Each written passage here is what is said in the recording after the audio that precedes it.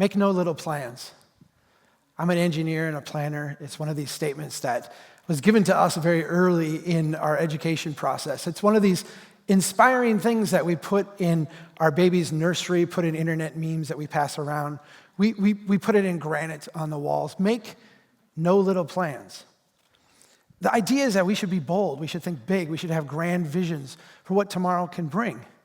It's a very inspiring way to look at the world. The phrase was uttered by Daniel Burnham, who put together the Chicago Plan. He did this speech in 1910. And I think it's important to step back and understand the world that Daniel Burnham spoke this statement in.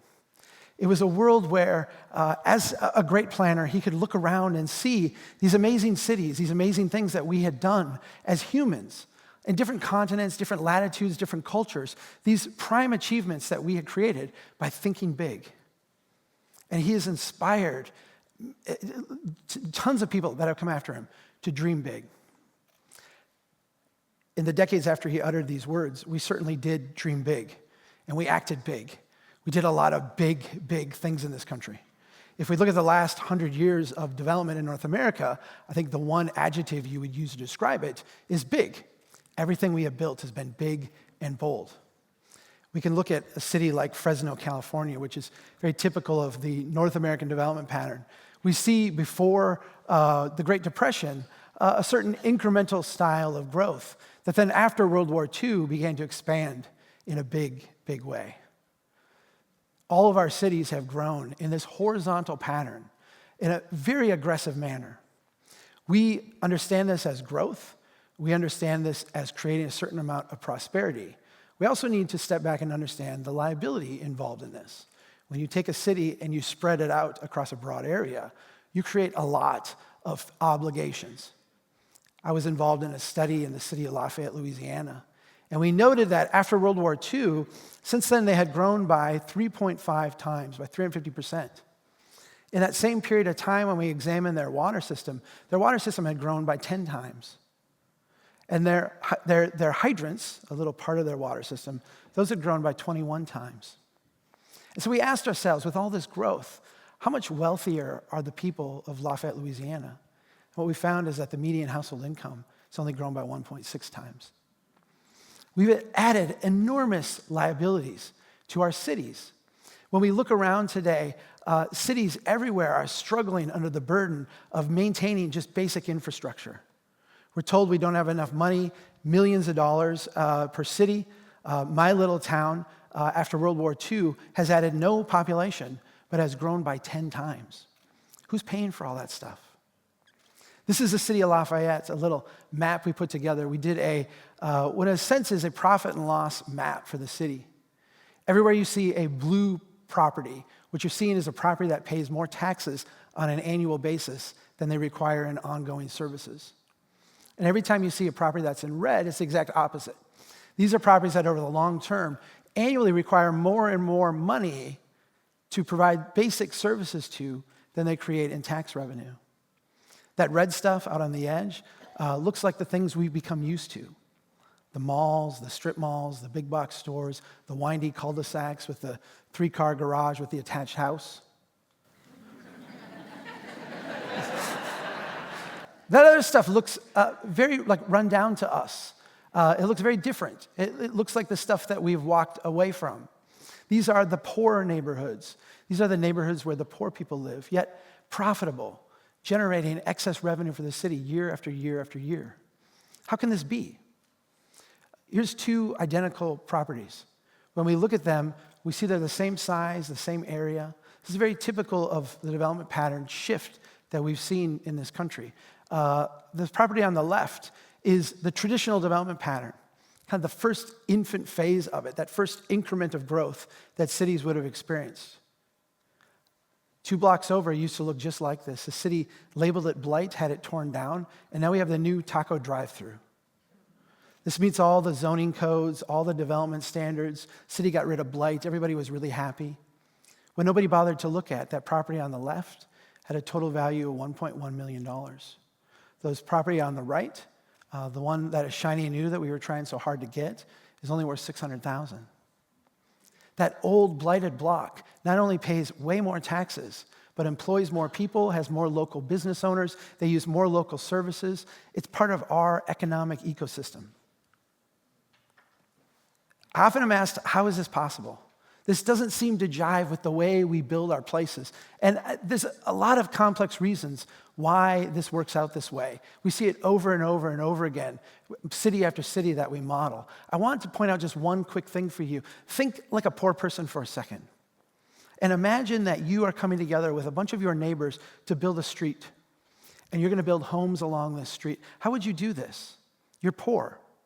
What you would do is you would make houses that were thin and deep, because then you would all share with the cost. There'd be more of you to share with this cost of the street. Now imagine that you consider yourself wealthy, that you didn't have to worry about any of these long-term expenses, that all this was not a big deal. What would you do? You would take that house and you would turn it, and you would make it wide and shallow. You would make it like a prince mansion, right? You would have a very different approach.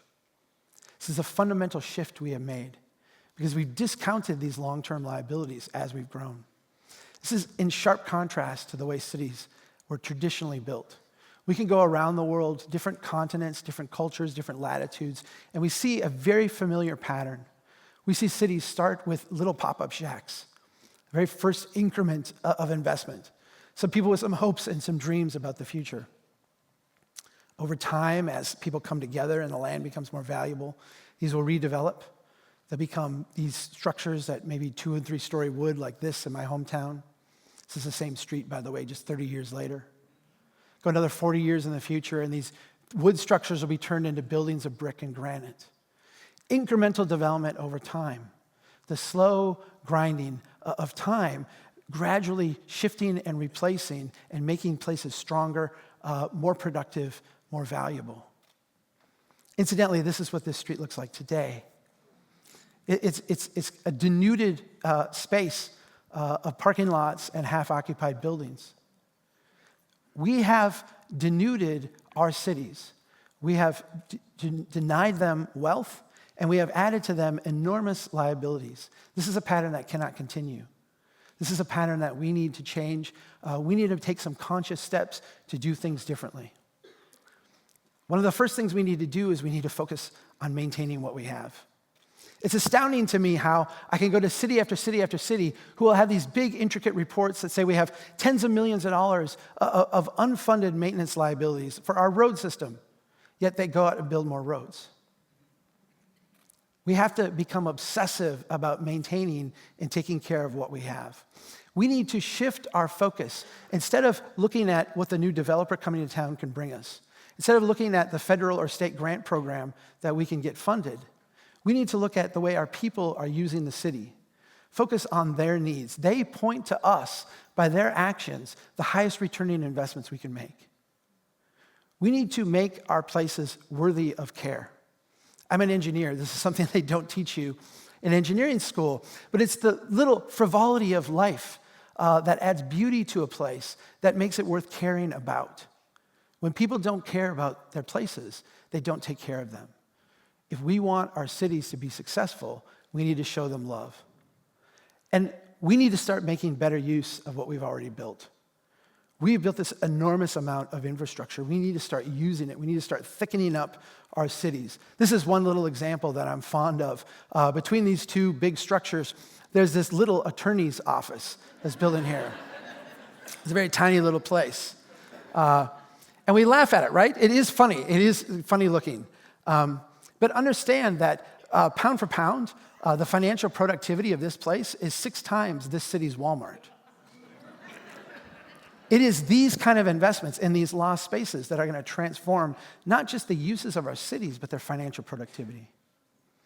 At Strong Towns, we've come up with a process for identifying what the best public investments that we can make are. It's very simple. The first thing we do is we go out and we humbly observe where people in our community are struggling. We then ask the question, what is the next smallest thing we can do right now to address this struggle? We do that thing. We do it immediately. And then we repeat that process over and over. This is an incremental, iterative approach to not only thickening up our places, but to responding to the needs of the people in our communities. I was in Lawton, Oklahoma, which is a city I'm very fond of. But when I was there, Lawton had, a couple years earlier, done a federally funded, multi-million-dollar streetscape project. The idea was to go in and kind of, make no little plans, reimagine what the street could be like. They put in the decorative lights, the decorative sidewalks. They did all this stuff, and nothing happened. It's not a bad vision. It's just not the right project for where they are. It was not the right project for them. Let me give you another place. This is Memphis, Tennessee, a little street called Broad Avenue. Broad Avenue is an abandoned streetcar line. And some neighbors went out and said, you know what? These stores are empty. We would like to see them reactivated. And they took paint and they took their own efforts and sweat and cleaned up these stores and cleaned up this street and made it look a little bit nicer. And the results have been fantastic. Millions of dollars of new property value investment from a total public investment of zero. These are the types of investments, the incremental, iterative nature, putting people first in our places that will make our cities wealthy. So make no little plans. I'm not ready to walk away from this. I think we should have bold visions for the future. I think we should have an expansive view of what we can together accomplish. But I think we have to go back and understand that in Daniel Burnham's day, there was a limit to how far you could go at one time. You were forced to work iteratively. And I think we need to bring that discipline back. We need to make no large leaps. We need to force ourselves to work incrementally to build prosperity in our places. Now, I often get pushback on this. People will say, Chuck, the problems we're facing are so huge, they're so enormous. How can we possibly work incrementally? We're dealing with climate change, we're dealing with wealth inequality, we're dealing with social justice issues. How can we possibly work incrementally?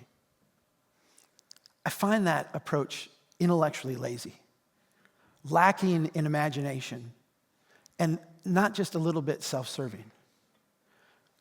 When we look at cities and we look at the way they have developed over time, we have to acknowledge that a city that looks like this in 1878 can grow to look like this just a short period of time later, and can then evolve to this and ultimately become this place that we're all familiar with.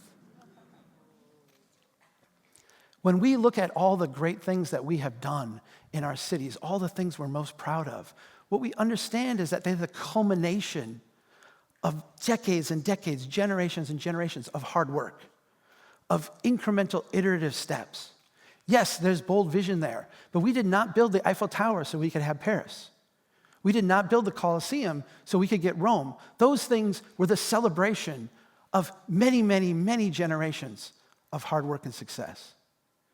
If we can humble ourselves to see the value in an iterative approach, we can not only make great investments in our communities, make them financially strong and resilient, but we can do it while improving people's lives. And that's what we should be all about. Thank you so much.